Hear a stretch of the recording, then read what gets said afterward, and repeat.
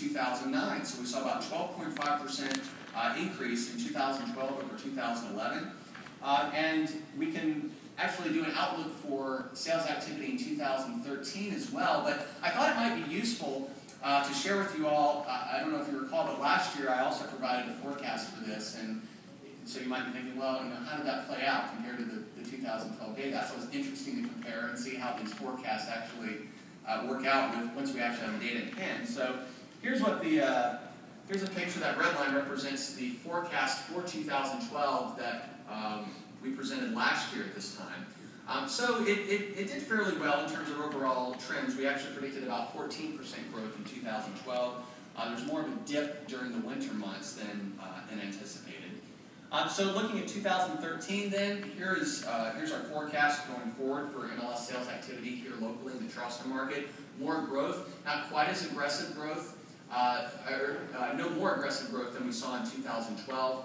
It'll be on par with what we saw in 2012, and I think one reason is that even though the housing market's coming back, we still have a lot of market uncertainty, and of course the payroll tax cut has a real effect, and I think will somewhat blunt the momentum that we're seeing in all parts of the economy right now.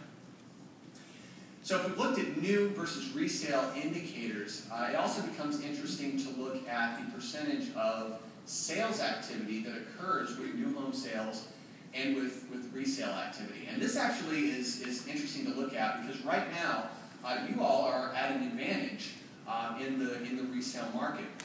Historically, between 35 and 40% of sales in South Carolina are typically new home sales, between 35 and 40%.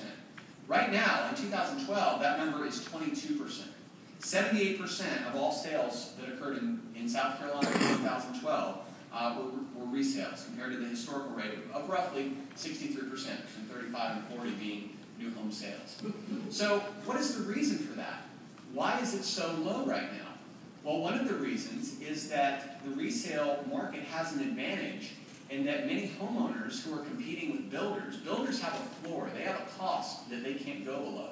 Whereas many homeowners right now have been in their homes for many, many years, have been able to take advantage of some of the price appreciation that occurred during the housing boom, and also are looking to move for reasons that are not just about price, whereas that's exclusively what builders are focused on. So this clearly shows that right now the resale market has the advantage in South Carolina. So I think this is good news for you all, and certainly good news for the resale market in general.